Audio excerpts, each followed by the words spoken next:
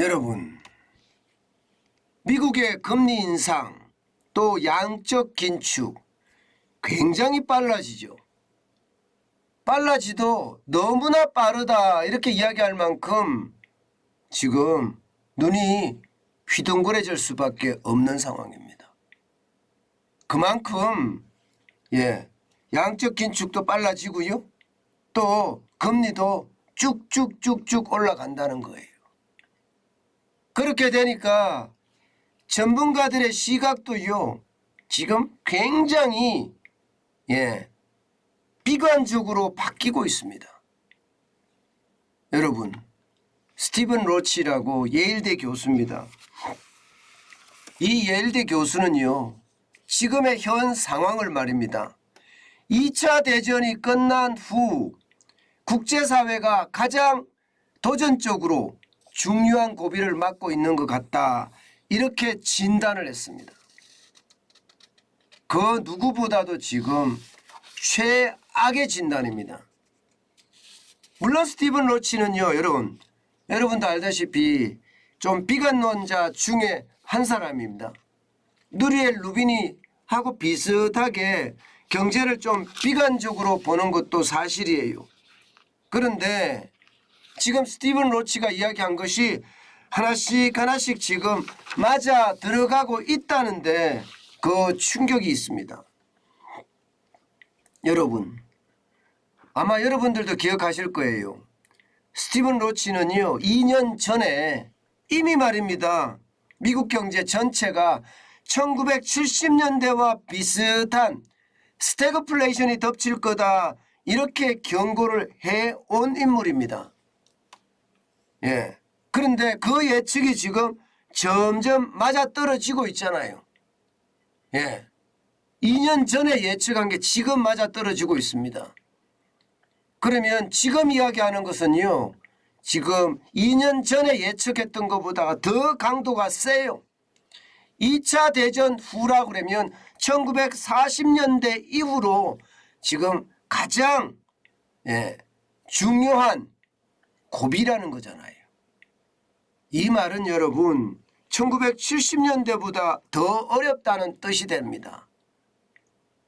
2년 전에 예측한 것은 1970년대 시기라고 이야기했다면 지금은 한 걸음 더 나아가서 말입니다. 2차 대전이 끝난 후 그때 이후로 최대 고비라고 이야기하니까 심각한 것이 더 강도가 세졌다고 볼 수 있는 겁니다. 일반적으로 말입니다. 여러분, 스티븐 로치는 이론가지만 이게 시장을 지금 잘 예측했다 이렇게 지금 평가받는 인물이기도 합니다. 그렇기 때문에 그의 말 한마디 한마디가 시장에 영향을 굉장히 많이 미칩니다. 그만큼 말입니다. 지금 스티븐 로치는 그 어느 때보다도 위험하다. 지금 이렇게 보는 거예요. 미국 경제뿐만 아니라 국제사회니까 세계 경제 전체입니다. 그만큼 스태그플레이션의 강도가 세지고요. 그 강도 때문에 세계 경제가 침체한다.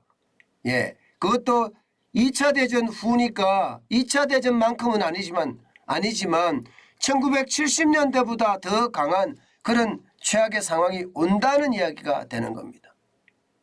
여러분, 미국의 물가 장난 아니게 올라가고 있는 거 맞습니다. 6월에 9.1%였죠. 그리고 실제 8월에 8.3%로 떨어졌다 이야기하지만 그 속 내용을 들여다보면 말입니다.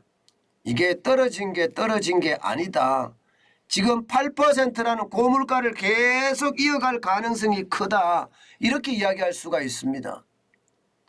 그는 소비자 물가가 지금 5.9%에서 6.3%로 0.4%포인트가 올랐기 때문입니다.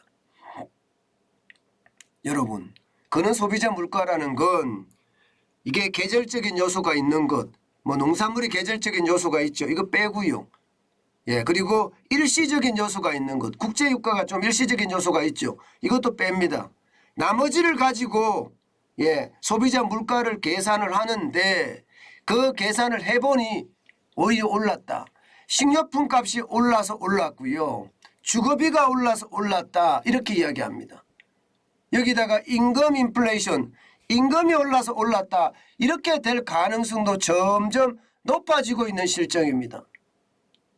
그러니까 정점은 지났지만 물가의 고공행진은 계속된다는 이야기. 물가의 고공행진은. 그렇게 되면 여러분, 미국은 금리를 어떻게 할까요? 금리를 계속 올릴 수밖에 없습니다. 지금 보시는 것처럼 6월, 7월, 9월 벌써 석 달째 0.75%라는 자이언트 스텝을 단행을 했습니다.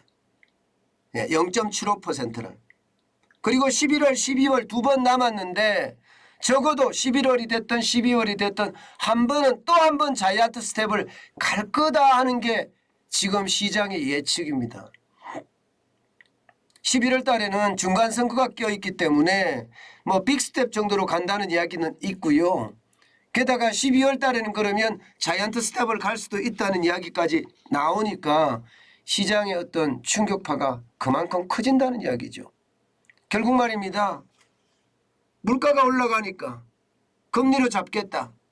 이런 얘기예요. 그런데 스티븐 로치는요. 이거 금리로 잡기가 쉽지 않다. 이렇게 이야기합니다. 금리 인상한다고 물가가 잡히겠느냐. 왜냐하면 이게 수요 측의 어떤 요인으로 인해서 다시 말해 소비 폭발이 일어나서 물가가 올라간 것이 아니거든요. 공급 측의 요인으로 인해서 지금 인플레이션이 심화가 됐기 때문에 금리를 올리면 올릴수록 오히려 경기 침체만 불러온다는 경기 침체만. 그만큼 심각해진다는 이야기입니다. 그러면 공급 측의 어떤 가격을 잡아야지 물가가 잡힌다는 이런 이야기거든요. 여러분 알다시피 공급 측의 가격을 잡기가 진짜 쉽지 않습니다. 당장 말입니다. 러시아와 우크라이나 전쟁은 확전으로 가고 있는 추세예요. 그러면 공급망이 더 흔들리겠죠. 더 흔들릴 수밖에 없습니다. 게다가 미중 갈등 때문에 공급망 재편이 일어나고 있습니다. 앞으로 세계의 공장은 미국이다. 이렇게 바뀌고 있는 거예요. 지금까지 세계의 공장은 중국이라고 이야기했는데 이거를 이제 첨단 기술 쪽에서는 바꾸겠다 그런 거예요. 당장 반도체, 전기차, 그리고 바이오 이것은 미국 내에서 생산하겠다 이겁니다. 그러면 미국 내에서 본격적으로 생산하기 전까지는요. 공급망에 어떤 불안이 계속된다는 거잖아요. 공급망에 불안이 계속된다는 것은 여러분 불안감이 계속된다는 것은 가격이 올라간다는 뜻이에요. 근데 그 가격이 결국 말입니다. 시간이 지나야지 안정화될 거다 이런 얘기거든요. 그러면 고물가가 계속 이어간다는 거잖아요. 이것이 바로 스티븐 로치가 이야기하는 스태그플레이션의 어떤 함정 그렇게 심각하게 오고 있다. 지금 그렇게 이야기하는 겁니다. 실제로 말입니다. 이미 신흥국은 당연하고요. 뭐 스리랑카부터 시작해서 파키스탄, 방글라데시, 라오스, 케냐, 엘살바도르, 이집트 할 것 없습니다. 다 어렵습니다. 그런데 여러분 지금 영국이 장난 아닙니다. 영국이 파운드 달러 환율이 말입니다. 1.09달러로 내려갔습니다. 쉽게 말하면 달러와 영국의 돈인 파운드가 페러티 다시 말해서 1대1로 교환할 수 있을 만큼 내려갈 거라는 예상을 합니다. 이 말은요. 영국의 통화위기가 왔다는 뜻으로도 해석을 합니다. 영국의 통화위기가 왔다. 영국의 통화위기가 오면 유럽 전체는 괜찮을까요? 사실 여러분 선진국의 통화위기는 여러분 우리가 들어보지 못했어요. 그런데 지금 영국에는 달러당 파운드당 1.09달러가 되니까 이제 불안이 굉장히 커진다고 이야기할 수 있는 겁니다. 불안이 그만큼 커지니까 그에 대한 충격파도 점점 커질 수밖에 없다고 생각을 하는 거예요. 자 이렇게 되면 유럽도 계속 금리를 올리겠죠. 지금 계속 올리고 있습니다. 0%였던 금리가 지금 1.25까지 올라갔나요? 예, 굉장히 빠른 속도로 금리를 올리고 있습니다. 그렇게 되면 어떻게 될까요? 남유럽이 난리예요. 남유럽. 여러분 보시다시피 남유럽 국가들의 국가 부채 비율을 보면 무너지기 직전이다 이렇게 이야기할 수가 있습니다. 유로존 전체가 95%라면 스페인은 118%로 늘었고요. 그리스는 185%고요. 이탈리아도 150%입니다. 그러면 이거 넘어지는 거 시간 문제가 아니겠느냐 이렇게 이야기합니다. 올겨울에 러시아가 천연가스를 유럽에 공급하지 않잖아요. 그러면 유럽은요 안 그래도 미국의 금리 인상 때문에 고통이 큰데 지금 에너지 가격이 더 많이 올라서 물가 폭등이 심각하게 우려되거든요. 쉽게 말하면 가스 쇼크가 올 수도 있다는 이야기가 지금 절로 나옵니다. 그렇게 가스 쇼크가 왔을 때 이게 재정 상태가 좋지 않은 그리스나 스페인이나 이탈리아나 남유럽이 버텨낼 수 있을까요? 버텨내기가 힘들다는 게 일반적인 이야기입니다. 이처럼 말입니다. 선진국이나 개도국 여기에 이제는요 유럽까지 어떤 위기 속으로 점점 들어가고 있는 모양새라 전 세계가 진짜로 어렵다. 2차 대전 후 최대 고비를 맞고 있다. 이 말이 여러분 지금 틀리지 않는 겁니다. 스티븐 로치는요 더 심각하게 말한 게 또 하나가 있잖아요. 이게 말입니다. 당장 2차 대전 후 최대 고비라는 것이 이게 뭐 글로벌 금융위기나 또 우리가 겪었던 외환위기나 이런 것처럼 단기간에 머물지 않는다는 이야기입니다. 앞으로 몇 년간 세계 경제는 세계 경제가 매우 우려된다 이렇게 했습니다. 앞으로 몇 년간이라고 했습니다.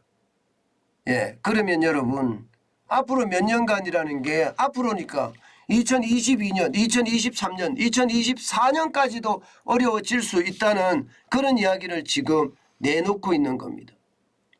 그만큼 말입니다.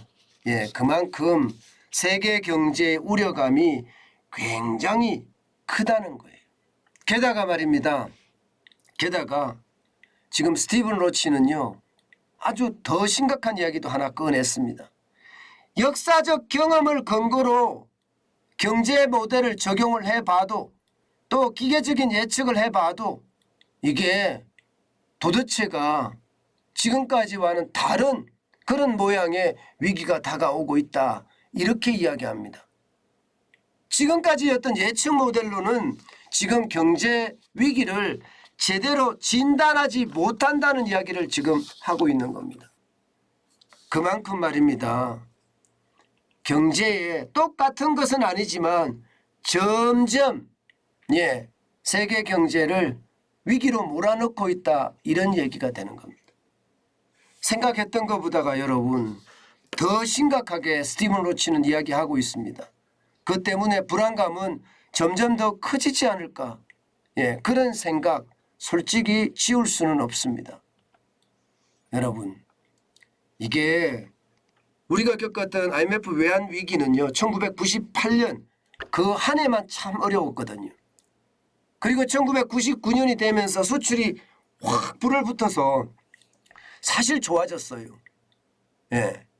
그런데 지금의 위기는 그렇게 1년 만에 이렇게 극복이 될 수 있는 것이 아니라 장기간 갈 수 있다는 것, 장기 불황이 된다는 것, 이것은 여러분 우리가 많이 생각을 해봐야 되는 부분이고 거기에 대한 준비 든든히 해가야 됩니다.